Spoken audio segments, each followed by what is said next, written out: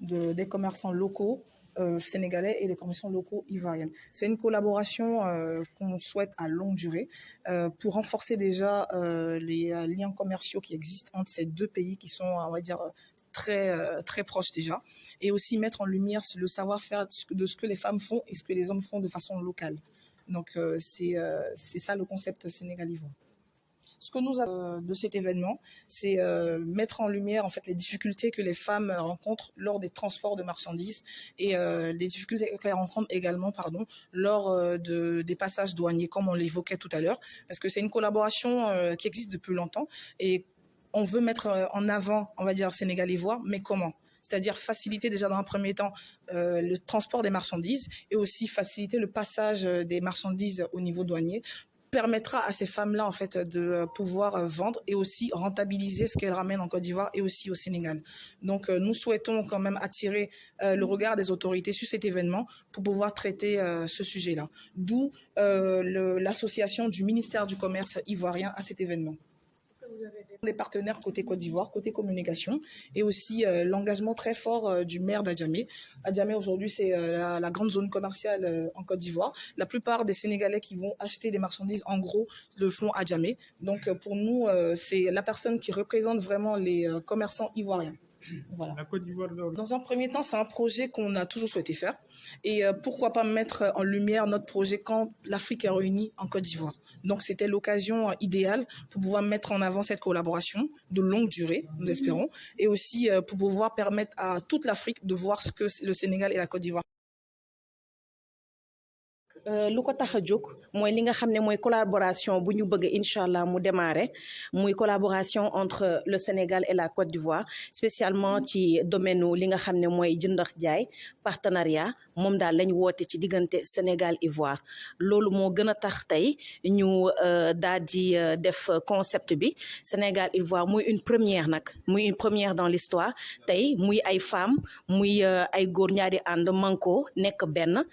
dóorandoo xàccandoo defandoo lépp su ko defee incha allah chaque année concept bi mën a am su ko defee mu gën a mën a rataxal non seulement diggante bi mën a gën a rataxal li nga xam ne mooy liggéey bi ñuy def gën a raxatal lien bi loolu moo indi concept Sénégal Ivoire. su ma laajee côté autorité yi dinaa wax ne peut-être suñu président ak tamit président ivoirien yëgu ko mais nag dañ ciy lancé waale un appel mais côté ambassadeurs yi très sincèrement muy ambassadeur u Sénégal bi nekk Abidjan muy le général Niang yëg na ko recevoir nañu rafetal na li nga xam ne moom lañ bëgg a def ba fu mu nekk nii may wax nii ak yow mu ngi ci liggéey ak ñun jox nañu sax benn groupe boo xam ne ay porteurs de projet yi nga xam ne teg na ko suñu loxo pour ñu jàppale ñu pour événement bi jàll ci jàmm ak salaam côté tamit Abidjan ñu ngi ciy sant tamit maire Adjamé ndax moom tamit recevoir na projet bi kontaan na ci lu ñu def ba moom tamit de son niveau côté communication bi commencé na ci liggéey ak ñun mettre na à disposition benn pôle de média à Abidjan ñoo xam ne commencé nañ liggéey di wax ci suñu événement muy ci rajo yi ak ci presse bi léegi luy des kay mooy peut-être ministère bi muy ministère de la femme ici au Sénégal ak le ministère de la femme à Abidjan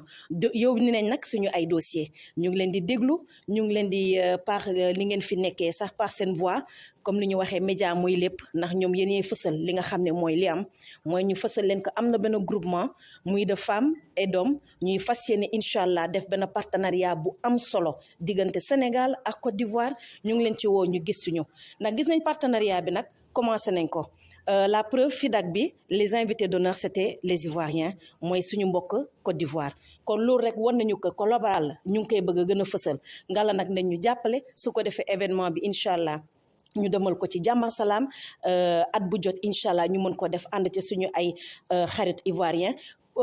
pourquoi pas nag def ko tamit ci yeneen dëkk africain thème bi Sénégal Ivoire mooy partenariat lañ bëgg a nouer entre le Sénégal et la Côte d'Ivoire rataxal diggante bi gën a jàppale suñu mbokk commerçant yi à la facilité de l'import export sénégalo-ivoirien moom ñi nar a jugee Sénégal dem Côte d'Ivoire dina nekk presque une vingtaine ñoo fas yéene jóge fii dem Côte d'Ivoire parce que bu ci nekk